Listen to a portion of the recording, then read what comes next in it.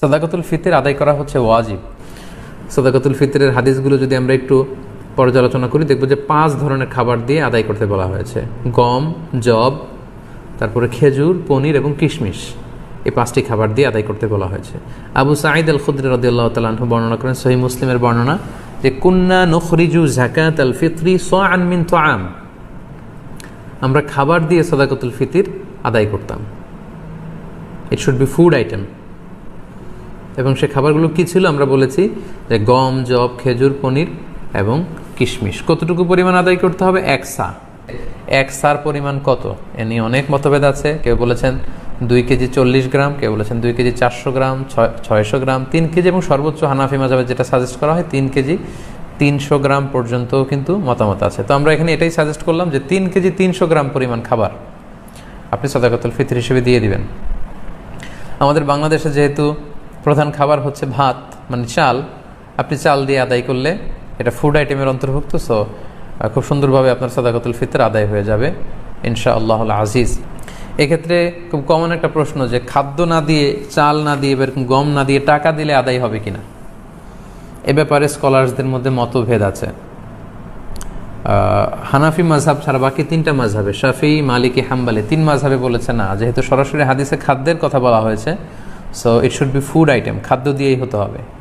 কিন্তু হানাফি মাযহাবে বলা হয়েছে যে না, খাদ্য দিলে তো আদায় হবে, পাশাপাশি এটার মূল্য দিয়ে দিলেও ইনশাআল্লাহ আদায় হয়ে যাবে। এবং শাইখুল ইসলাম ইবনু তাইমিয়া আলাইহি রাহমা উনিও এই মতামতকে গ্রহণ করেছেন যে ফিতরা খাদ্য সামগ্রী দিয়ে আদায় করা উত্তম।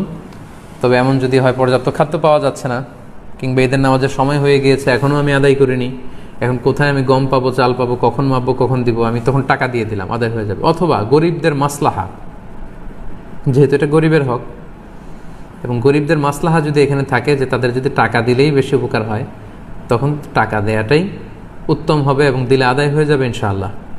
কারণ আমরা সবাই যদি চাল দিতে শুরু করি বা গম দিতে শুরু করি, এত চাল এত গম, যেহেতু এটা ঈদের দিনের আনন্দের জন্য, ঈদের দিন কি এত চাল এত গম ওনারা খাবেন?